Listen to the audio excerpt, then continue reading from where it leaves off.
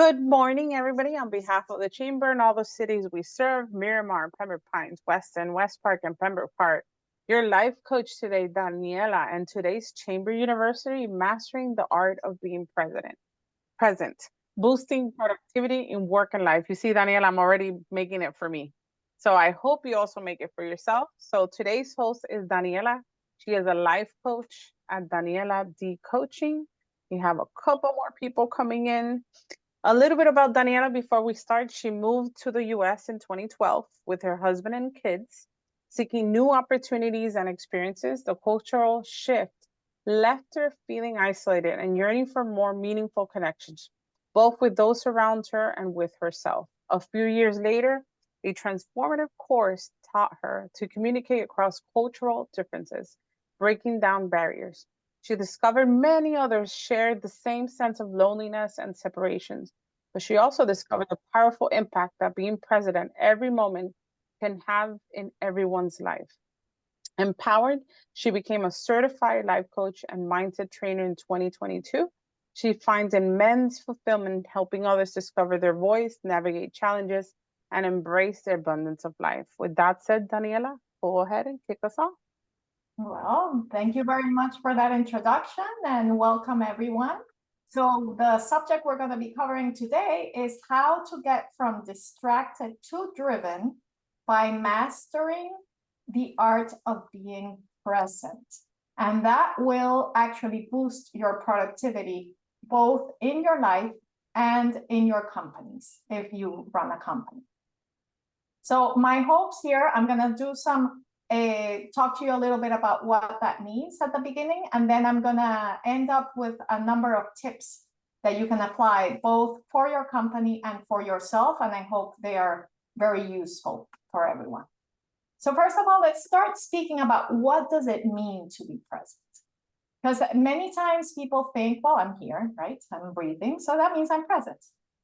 Yes and no. Your body might be here, but your mind isn't necessarily here. You might be looking at this and thinking about what you had for breakfast or about who you're going to call in the next moment. Or sometimes we're even at a meeting, like maybe you're listening to this conversation and you are looking at your phone or at your watch. Nowadays that we have these watches that tell you that somebody is texting you or calling you. It's especially challenging because you can't hide anywhere, right? So and a ping goes off and instead of paying attention, you start thinking, oh, I wonder who it is. I wonder if it's the opportunity of a lifetime. I wonder if I should stop this. So that second, you're not present. You stopped being present. Your body continues to be in the space. Your mind is off somewhere else. And it seems like very logical sometimes when you hear it and you think, I master it. I do it all the time. But if you start really paying attention to your daily life, you realize it's not that easy. Many people, actually most people, at some point in their day or at many points in their day, stop being present. And I'm going to speak to you a little bit more about why that happens in a bit. But the first question is, if I'm not present, where am I? I mean, it seems like funny not to be present and still exist. Well, it means that your mind is either in the future, trying to predict what is going to happen in the future, or your mind is in the past, regretting or trying to change something from the past. So most of us spend most of our time either in the past or in the future, or go from one place to the other. Very few people are in the present. And a way you can know if you're in the present right now is if you're looking at the screen and you see what is in the screen, you see everything that is there, right? And you're just looking at the screen and listening to what I'm saying and not adding your own definitions to what I'm saying, but let that sink in by yourself. That's kind of what it means to be present. So why would we be present? So the advantages of being present is that when we're present, we can see things exactly as they are, and we can acknowledge our accomplishments and navigate the obstacles that appear in the path in order to reach your goal. So what does that mean? Sometimes I'll give you a classic example, and this happens when you're driving. And I'm giving this example because I'm remembering right now my daughter who crashed my car last year, and she was driving the car, and she was driving and she was not thinking, is the light changing? Can I make the turn? She was just thinking, I want to get there fast, so let me make the turn. And so she did the turn, and it turns out she crashed the car. And so that was, fortunately, she was fine. But at that moment, she was not seeing everything that was around her. She was just thinking what she wants to do. And she thinking that if she got there faster, it would be better for her. Turns out she got there a lot slower, but she never got there. Yeah. So these kind of things happen in our companies as well. Sometimes we are so in our minds that we need to reach a certain goal by a certain date, that if we do not acknowledge what we have already done, the work that we have already done, it can happen that we go past what we should be doing and actually end up depleted with our resources, and I mean our internal resources depleted. So being present in the day, being present to what you're doing at that moment, acknowledging what you have already done, and very importantly, acknowledging your accomplishments. We all have many accomplishments every day. Just the fact that we are sitting here right now, the fact that you have made the effort to sign on and be in this talk, the fact that you have a company or you have something that you're aiming towards, all those are things that need to be acknowledged. Whether you do a sales or not in a day, maybe you won't do that one day, maybe you'll do it the next day. But what's important is that you acknowledge yourself for breathing and for being here. This is a time to be grateful in general for what we do and the fact that we're alive. Now there's the other question. Can I be present in several places doing several activities at the same time? Well, what that means when it says several places, your body evidently is in the same place. They haven't invented yet a machine where you can be with your body in two places simultaneously. But doing several things at the same time, well, it can be done. It just means that none of the activities you're involved in are going to be done to their maximum, or you're not going to be present to what you accomplish in each activity because you're thinking about the other thing you're doing. It's like if I start cooking rice in the kitchen while I'm giving a talk. So what am I going to be doing? Every 5 minutes, I'm going to think, oh, the rice is going to burn.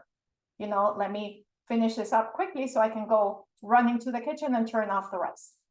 That doesn't work.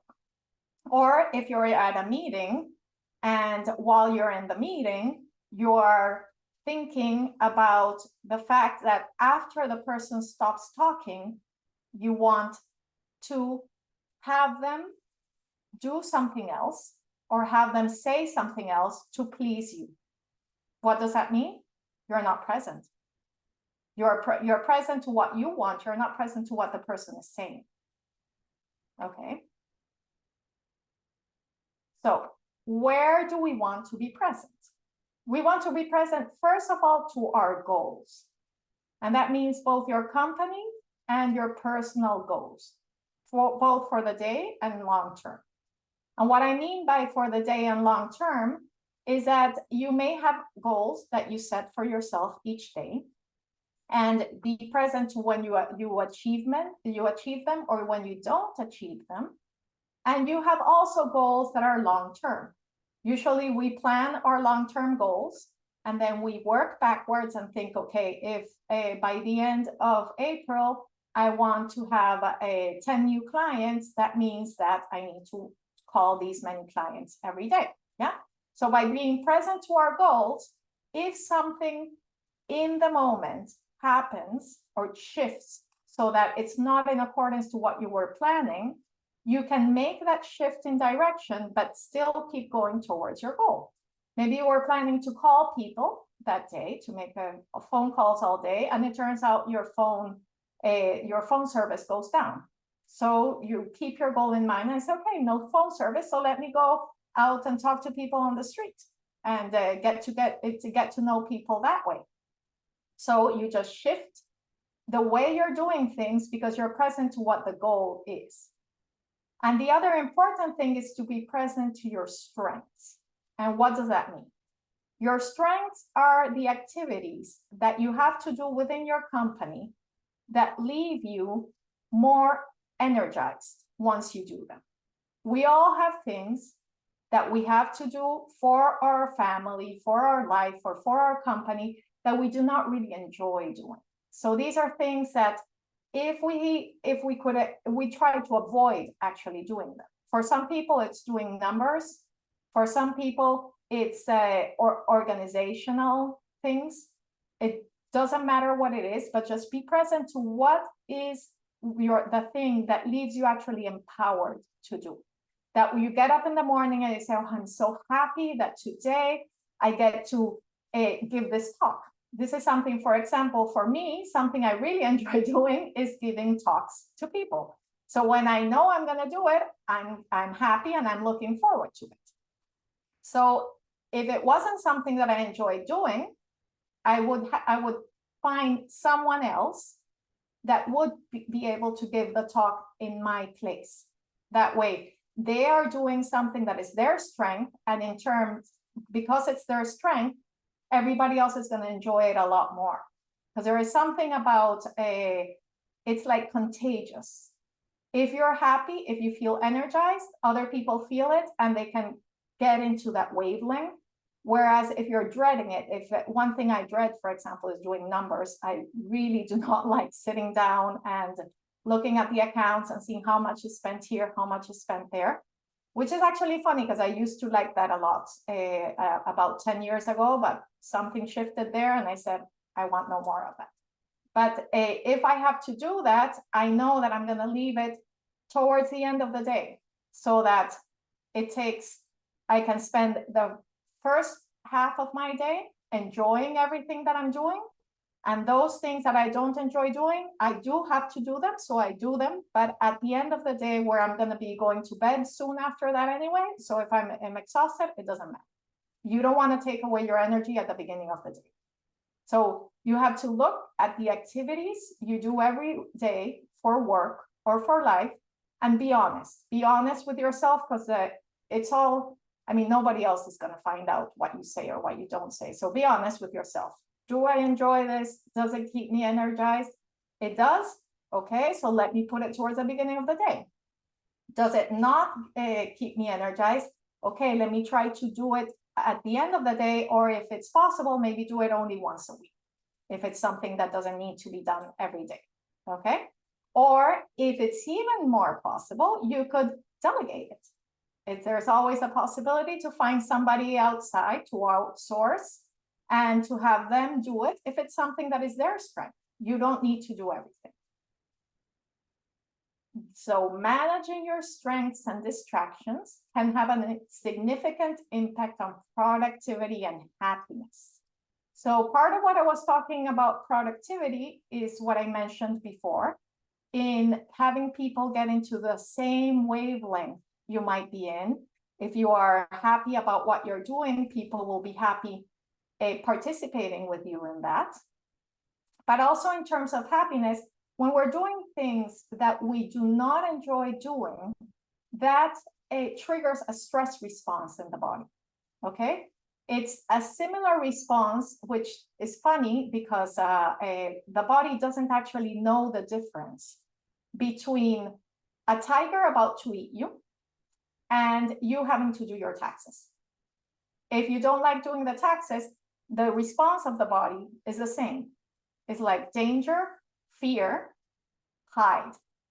And it triggers all these kinds of reactions in the body that ultimately cause you to get depleted, to burn out is the word that I was looking for. Sorry, that's the word. Many people get burnt out because they keep pushing themselves to do everything quickly by themselves even things they don't enjoy. And they think the more I do, the better it'll go. And it turns out it's not that way. So being present to one task at a time, like we were mentioning before, allows you to complete the task quicker, and the result will be of a higher quality. And by being present to the activities that leave you energized and delegating the other ones, the stress as a whole can be reduced in your environment. Now, there was an interesting study done by Harvard University that had to do with a multitasking. And there were a list of tasks that were put up and two groups of people. One of the groups of the people, they told them, you need to complete these tasks. It doesn't matter which order you complete them in. The other group of people were told, you need to complete these tasks, but you can only complete one task at a time. So one task has to be complete before you can take on the next one. And as it turns out, the people that were not multitasking completed their tasks quicker, and they were actually of better quality. So that was a study to represent how actually multitasking is, contrary to common belief, is not the best way to do things.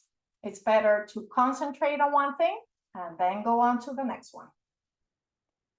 So the presence in the workplace, how this can affect productivity is very interesting, because presence in the workplace means that you take the time, whether you're the only one that is part of your workplace, there are some of us are one people companies, or you have a whole bunch of people working for you. You take the time to get grounded in the here and now before the day begins. And you can do that by creating a vision that is inspiring and moving, so that you are called into action when you read or you see the mission. It's more or less like a mantra. There are some companies, for example, Google, which is one of these very successful companies, and Google's vision is to provide access to the world's information in one click. That's a simple vision, and anybody that works there can relate to it thinking, okay, what am I doing? Maybe I don't feel like working. And then you have this vision, okay, if I'm working here, if I do what I say I'm gonna do, this is what's gonna become possible. Everybody will have access to information in one click. If I am not working on this, it's not gonna become possible. People won't have access to information, or they will have to work hard to get information. So all those are things that are important to keep in mind. Having a vision that is inspiring, and having everybody in your company, or having yourself, if it's the only one in your company, enrolled in that vision. It is useful if you have that vision printed out somewhere that you can see it every day, somewhere that really inspires you and gets you in the mood for doing what you want to do. Now, these are some successful organizations that master the art of being present, and they use it as part of their company philosophy. One of them is Google. There's Apple as well, IKEA, Goldman Sachs, and they all incorporate being present into their philosophy. And how do they do that? They incorporate it with mindfulness in the way of meditation to increase productivity. Now, I know that meditation is not for everyone.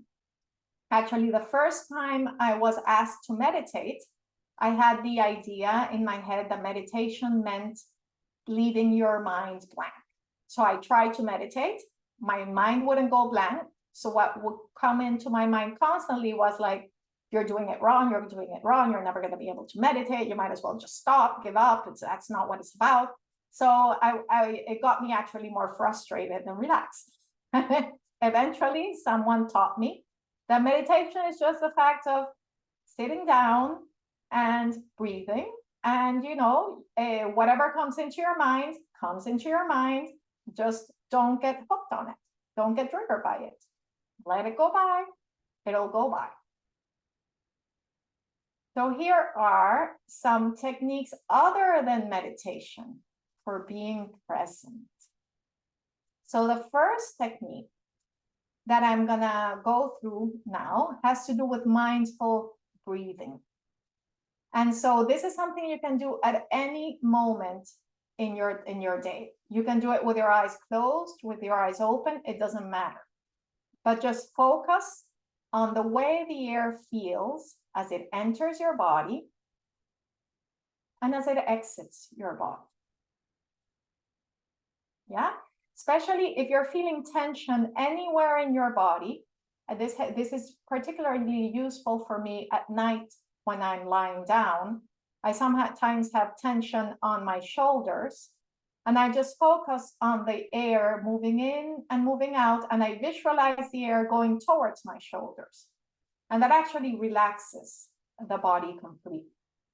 So just focusing on the air going in and going out. Focus on whether your stomach expands and contracts, or if it's your chest that expands and contracts. Either. Just taking the time to do that. It can be in the morning or at any moment that you feel you need to come back to your body. So the first way you know that you're not in your body, that you're not present in your body, is if there is a thought that is somewhere outside of where you are. If you're thinking about somebody that's not in front of you, if you're thinking about something that you have not done, you're not in your body. And there are times when we do want to be planning and we get outside of our body, but we do not want that to be the majority of time. Now, there are other ways apart from breathing, and they have to do with the senses, the different senses. There is one sense that has to do with our breath, that has to do with the sense of smell as well. Yeah. So even when we're breathing, not only focusing on how the air enters and exits your body, but actually also focusing on the smells that might come in and out from the body. And then from there, try to listen to your breath. When you're breathing, listen to your breath.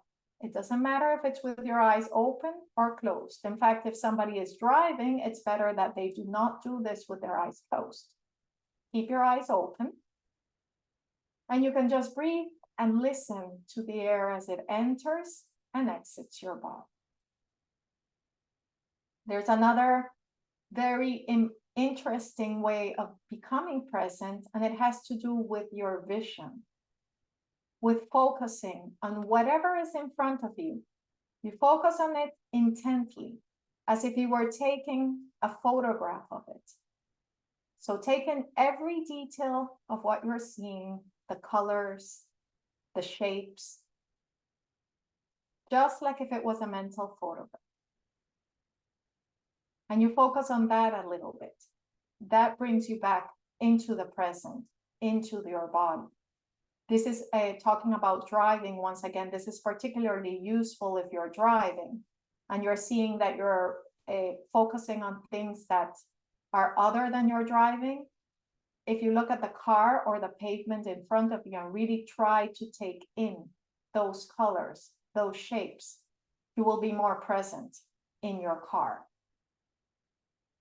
Then there is the sense of touch. The sense of touch is a very powerful one because we are touching things all day. And many times we take it for granted. We just use our hands to take things and we don't really feel our hands. We don't take the time to feel the hands. So just putting two fingertips together and rub them very, very gently with such a pressure that you can feel the fingertip ridges on both fingers. And just focus on that feeling it from inside the body, without trying to rationalize it. Just feel it.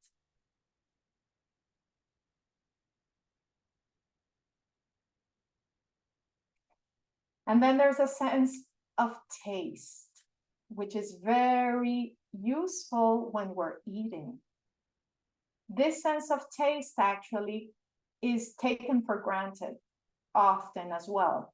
We sit down to eat, we just put food in our mouth, we chew it, and we swallow it. Every now and then, maybe you have, I don't know, a dessert that is special and you really enjoy it, so you savor it.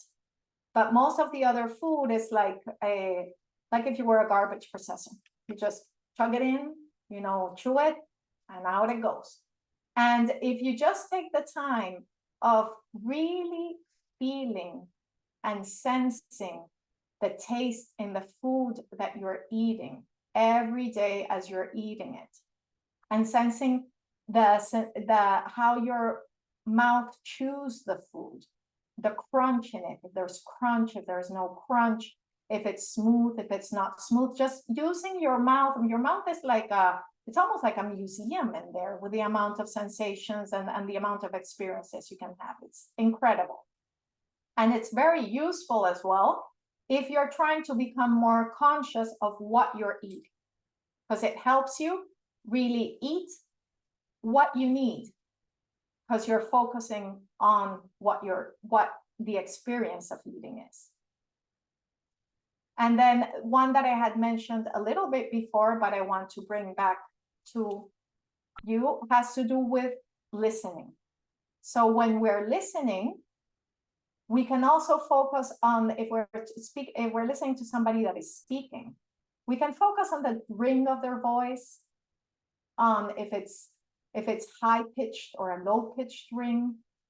We can focus on the words that the person is saying, taking them in one by one, and that will bring you into the present in the conversation with the person.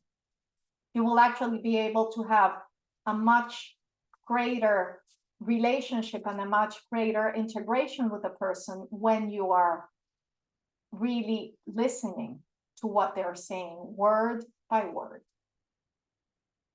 And another technique that helps us be present is time blocking. So time blocking is simply saying, I'm going to take a focused, uninterrupted time period for this particular task. So one task, for example, that is very useful to time block is writing. Writing is something that is extremely useful. It doesn't matter what you're writing or why you're writing it.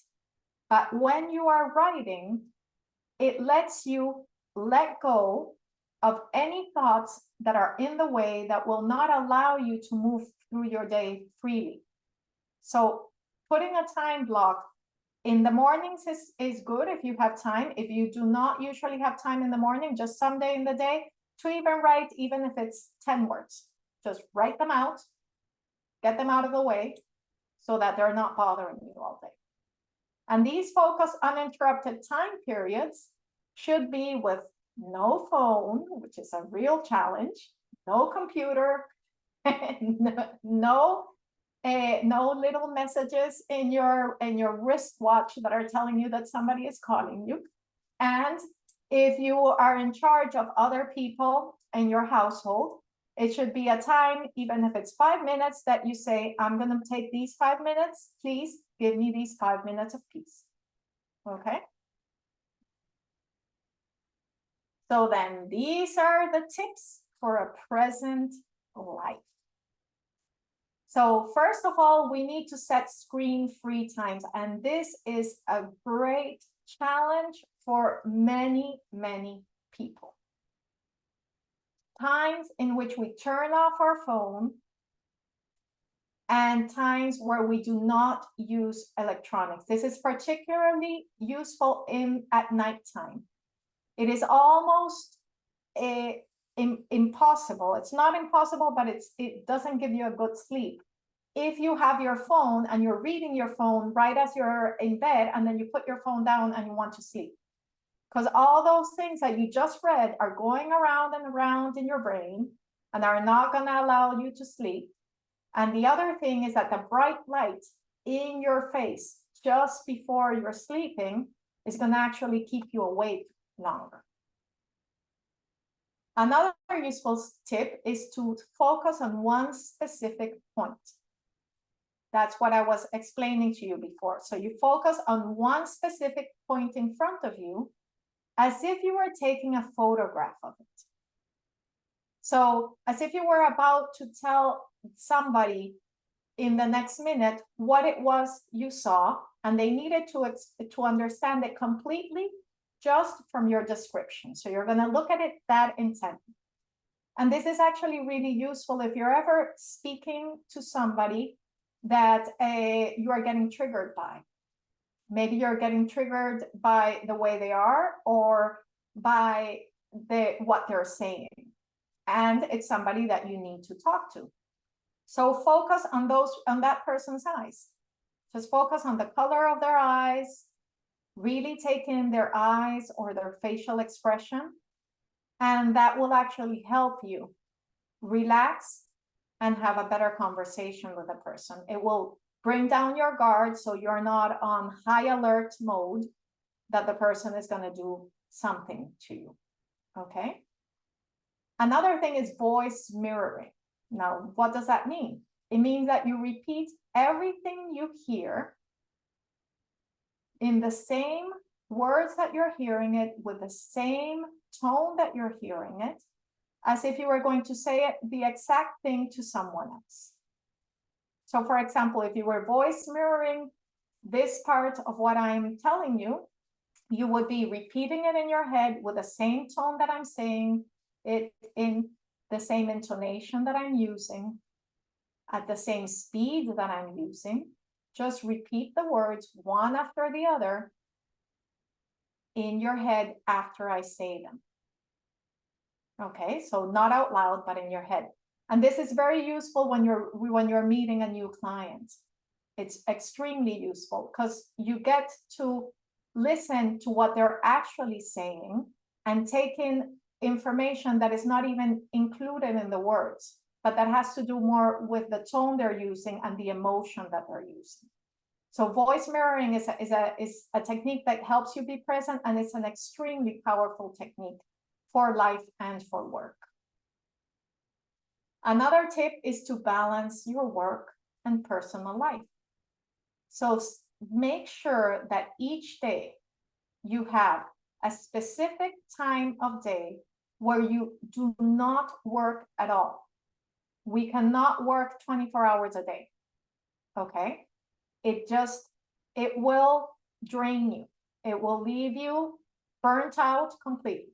You need a time of day, if it's possible, at least 3 hours of a day where it's just about you. It's not about your work. It's not about other people. It's just about you. So what does that mean? It means, do I need to breathe for a while? Do I need to take a walk? Do I need maybe to go and, I don't know, have a get together with some friends or with my family, if as long as it's enjoyable, yeah. So to get that done, but so that you can release your stress and you're not all the time thinking and doing things that are related to work. And that the last thing, this is a particularly interesting one, and it has to do with setting worrying time. Now this, for some people, this is very funny, but it's actually, we go through our day and we spend so much time worrying. Worrying, it's precisely because we're not present and we're trying to predict the future. So we're worrying if the word that I put right now in this email, is that going to give my potential client the impression that I'm doing this way, and so will that mean that they will not hire me? So we're all making up all these stories in our head all the time about what we are doing. And by setting this worry time, we are allowing ourselves to say, okay, when these worries come up, you say, I'm not going to worry about that right now, because my worry time is tonight from 8 to 8:30. So you set an alarm, 8 to 8:30. When 8 to 8:30 comes, you sit down, you write down all your worries from the day, if you remember them. If you don't remember them, it means that they are probably not important and there was no reason to think about it in the first place. But it's actually something that when you get into the hang of doing it, it will keep you a lot more present because it will not take away the time from the moment for you to be thinking about what might happen in the future. So by being present in life, what we are looking for ultimately is to be able to acknowledge ourselves. When you're really present, you're standing here and you're looking and saying, I just did this. I just had this conversation that would not have happened if I had not had the conversation with the person. I just gave this person an opportunity to learn something or to hate me for something that they wouldn't have had the opportunity to do so before. So just being really present to what you are achieving every day just by being you. We all deserve like an acknowledgement as human beings just for being ourselves. Especially all of us here that are doing something for our communities and that are doing things in order to improve the well-being of those around us. We all deserve to be acknowledged. So that was, oops, I don't know what that was. Okay, anyway, okay, sorry about that. Apparently, okay, I don't know what I'm doing. Well, this is perfect, see? I was acknowledging everyone, and so I was lost. Ah, there you go. But don't worry, you can worry later, not now, okay? Exactly. There was this is the question and answer part. So if anybody has any question or comment, I would love to hear it. Just go ahead and unmute yourself, and I'd be happy to